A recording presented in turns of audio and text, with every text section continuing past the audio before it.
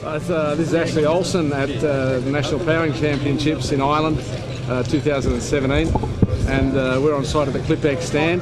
And Richard Andrews, the Australian Ambassador to Ireland. Good to have you here. Nice to see you here. Yeah, thanks for visiting us and coming and seeing what we're doing here in the lovely land of Ireland.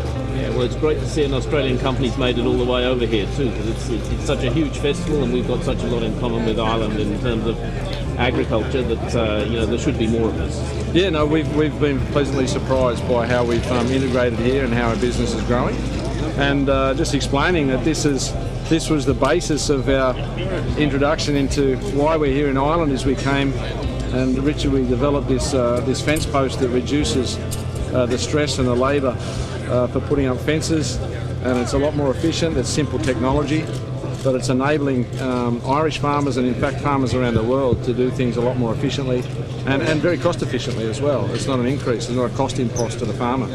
And I gather there was a sort of a moment of inspiration in terms of how you came about this. Yeah, I call it a moment of divine inspiration. I'm a praying fellow, and I saw an elderly gentleman in Australia in 2007 wrestling with an old fence, and I just prayed a simple prayer: God, there's got to be a better way to do that. And 10 minutes later, I got a very clear vision. Wow. I went home and drew it, and about 6 weeks later, I was in the patent's office, and the rest is, as we say, is history. It's a pretty amazing story. Yeah, and look, it's led us on a wild track. We've got our own factory in China, and we've expanded our business in Australia. So we have nearly 80 staff in Australia and 220 in our Chinese factory. We've started our own company here in Ireland, and we've got 4 staff here, and we've started also a company in South America. So we're bringing this technology and the other parts of our innovation into whatever farming markets we find that are synonymous with what we do. And this is your European headquarters here, you were telling me. That's correct. This Ireland is our launch base for the whole of Europe, and at this show we've launched our animal handling equipment. The fencing's been here for about a bit over a year and a half, but this is a big launch pad for all of our animal handling technology that's again got innovation at the base of its development. And so why did you choose Ireland?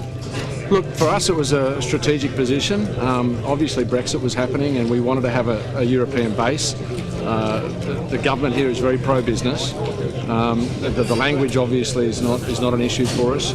The transport and the logistics out of Ireland are very competitive.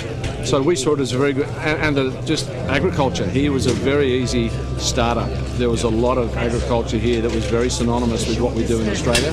And we have a very good working relationship between Ireland and Australia. So there was no cultural barriers to try and get over. And so it just became a very natural base for us to launch from.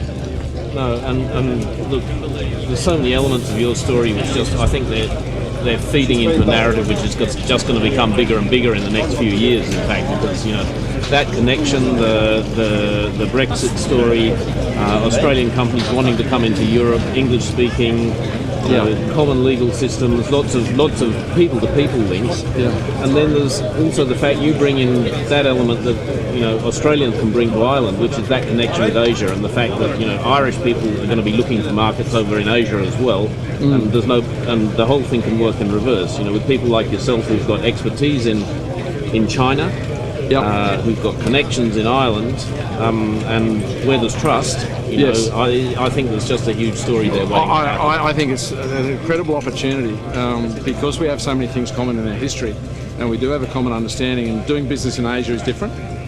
The culture is different, and so being there, when we go into places like Asia, we do need to go and have some relationship with people that have been there, that have the Western understanding, but have adopted to do business in an Asian way.